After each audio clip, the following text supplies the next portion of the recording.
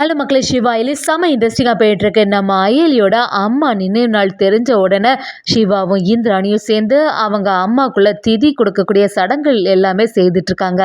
அதே சமயத்தில் இதை பார்த்துட்டு இருந்த ரித்திகாவும் பயங்கர கோபம் ஆகி, என்ன தைரியம் இருந்தால் ஒரு கொலகாரியோட ஃபோட்டோவை இந்த இடத்துல வச்சுருப்பீங்கன்னு சொல்லிட்டு நம்ம அர்ச்சனாவோட ஃபோட்டோவை எடுத்து அப்படியே தூக்கி எறிகிறாங்க. செம மாசா நம்ம இந்திராணி குடும்பத்துக்கு தெரிஞ்சவங்க இப்படி நம்ம அர்ச்சனாவோட ஃபோட்டோவை தூக்கி எரிஞ்ச ரித்திகாவை சரியா அடியில் வெளுத்தெடுக்கிறாங்க. அது மட்டும் இல்லாமல் ஒரு கட்டத்தில் நம்ம அயலிக்கு அர்ச்சனா உயிரோட இருக்கக்கூடிய விஷயம் தெரிய வருது. ரித்திகாவோட இந்த வேலைனால நம்ம அயலி அவங்க அம்மாவை கண்டுபிடிக்க ஆரம்பிச்சிட்டாங்கன்னே சொல்லலாம். வீடியோக்குள்ளே போகிறதுக்கு முன்னாடி நம்ம சேனலுக்கு சப்ஸ்கிரைப் பண்ணிடுங்க. அப்படி பக்கத்தில் இருக்க பெல் ஐக்கனையும் கிளிக் பண்ணிடுங்க. அப்போ தான் நான் போடுற வீடியோலாம் உங்களுக்கு நோட்டிஃபிகேஷனாக வரும். நம்ம அயலியும் அவங்களோட அம்மா ஞாபகமாகவே இருந்துட்டுருக்காங்க. அதை கவனித்த சிவாவும் எதுக்கு அயலி இவ்வளோ ஃபீல் பண்ணிகிட்ருக்க, என்ன விஷயம் அப்படின்னு கேட்கும்போது நம்ம அயலியும், இல்லை சிவா, இன்னைக்கு என்னோட அம்மா நினைவு நாள், அதான் என்னோட அம்மாவை நினச்சி நான் வருத்தப்பட்டுருக்கேன். எங்கள் அம்மா மட்டும் இப்போ உயிரோடு இருந்திருந்தா நடந்திருக்கிறது வேறையா இருந்திருக்கும். நான் இந்த மாதிரி ஒரு நிலைமையில இருக்கிறத பார்த்தா எங்கள் அம்மா ரொம்பவே சந்தோஷப்படுவாங்கன்னு சொல்லிட்டு நம்ம அயிலி சிவா கிட்ட சொல்லி ஃபீல் பண்ணிட்டு இருக்காங்க. சிவாவும் ரொம்பவே வருத்தத்துல வந்துட்டு இருக்காங்க. அதை கவனிச்ச இந்திராணியும், என்ன சிவா இவ்வளவு வருத்தமா இருந்துட்டு இருக்க, என்ன விஷயம்னு கேக்குறாங்க. நம்ம சிவாவும், இல்ல அக்கா, இன்னைக்கு அயிலியோட அம்மா நினைவு நாள் அப்படின்னு சொல்ல ஆரம்பிக்கிறாங்க. இந்திராணியும், சரி, அவங்க அம்மா நினைவு நாள்ல நம்ம ஏன் அவங்களுக்கு உள்ள திதி கொடுக்கக்கூடிய சடங்குகள் எல்லாமே பண்ணக்கூடாது அப்படின்னு சொல்லும்போது சிவாவும், நீங்க சொல்றது எல்லாமே சரியா தான் இருக்குக்கா, ஆனா இந்த விஷயம் மட்டும் வீட்டுல உள்ளவங்களுக்கு தெரிஞ்சுன்னா எப்படி இருந்தாலுமே பிரச்சனை வரப்போகுது அப்படின்னு சொல்லும்போது நம்ம இந்திராணியும், அதை பத்தி நீ எதுக்கு கவலைப்படுற, எல்லாத்தையுமே நான் பாத்துக்கிறேன். சரி, அயலியோட அம்மா போட்டோ இருந்துச்சுன்னா அதை எடுத்துட்டு வான்னு சொல்றாங்க. நம்ம சிவாவும் அர்ச்சனோட போட்டோ எல்லாத்தையுமே ரெடி பண்ண ஆரம்பிக்கிறாங்க.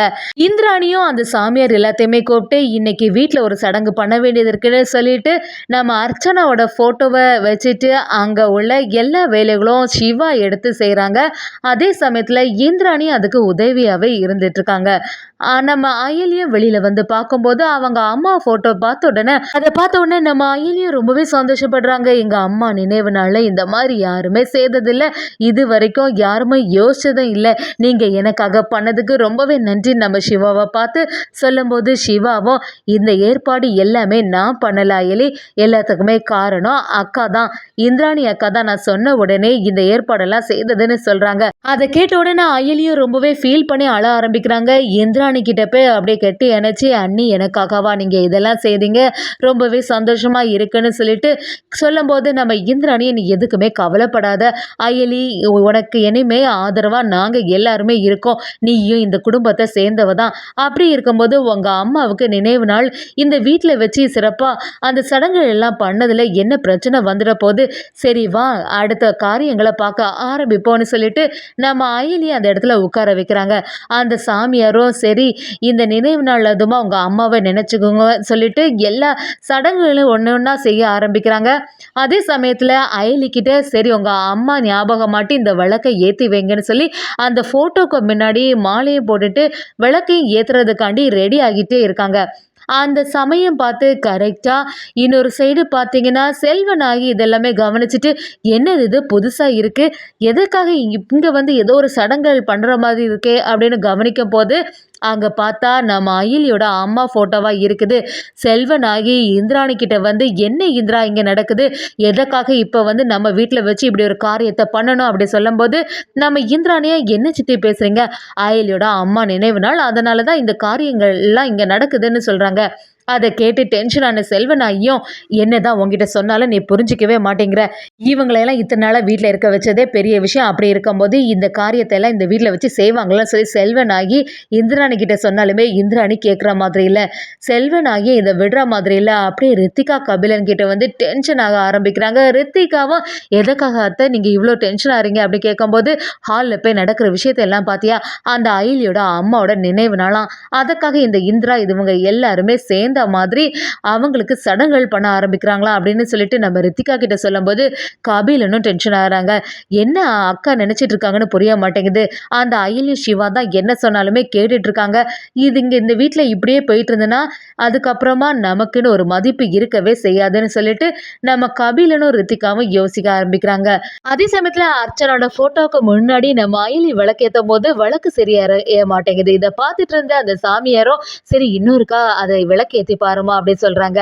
நம்ம அயலியும் மறுபடியும் ஏத்தி பாக்குறாங்க. அப்பவும் சரியா எரிய மாட்டேங்குது. இதெல்லாம் பார்த்துட்டு இருந்த நம்ம இந்திராணியும் சிவாவும் குழம்பி போய் நிக்கிறாங்க.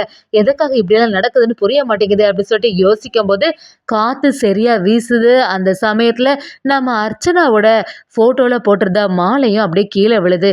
அப்படின்னு சொல்லிட்டு யோசிச்சுட்டு இருக்கும்போது கரெக்டா ரித்திகாவும் அந்த இடத்துல வராங்க. ரித்திகாவும் அதுல நடந்த சடங்குகள் எல்லாத்தையும் பார்த்த உடனே பயங்கரமா டென்ஷன் ஆகி ஆயலிக்கிட்ட சத்தம் போட ஆரம்பிக்கிறாங்க.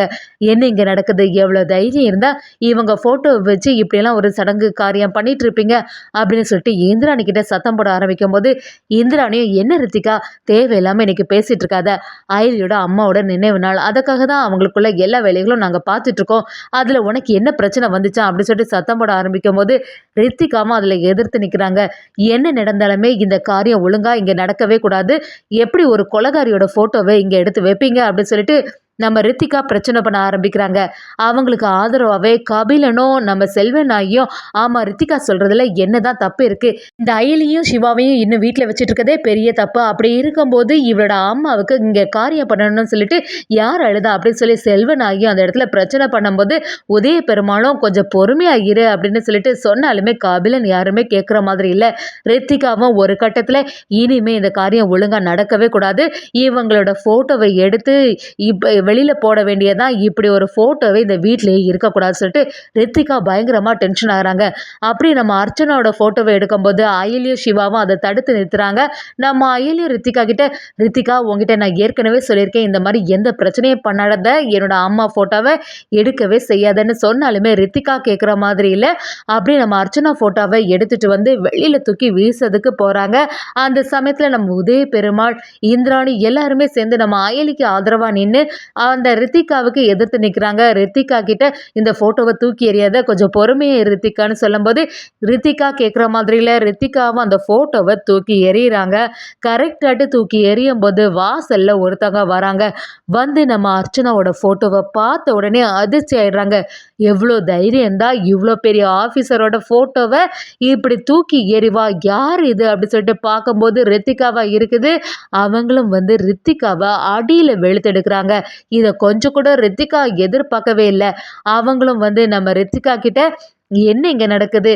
எவ்வளோ பெரிய பொறுப்புல இருந்தவங்க இவங்க. இவங்களோட போட்டோவை தூக்கி எறியதுக்கு உனக்கு எப்படி மனசு வந்துச்சுன்னு சொல்லிட்டு ரித்திகாவை சரியா வெளுத்தெடுக்கிறாங்க.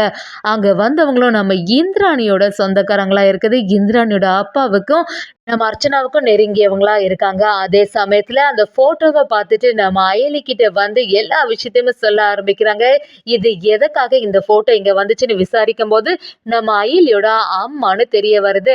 அது தெரிஞ்சுக்கிட்டவங்களும் அயலிக்கு ஒரு கட்டத்துல அவங்க மூலமா நம்ம அர்ச்சனா உயிரோட இருக்கக்கூடிய விஷயம் எல்லாமே தெரிய வருது. நம்ம அயலியும் இனிமே சம மாசாட்டு அவங்க அம்மாவை தேடக்கூடிய வேட்டையில ஈடுபடுறாங்க. ஒரு கட்டத்துல அவங்க அம்மாவை கண்டுபிடிச்சிட்டாங்கன்னே சொல்லலாம்.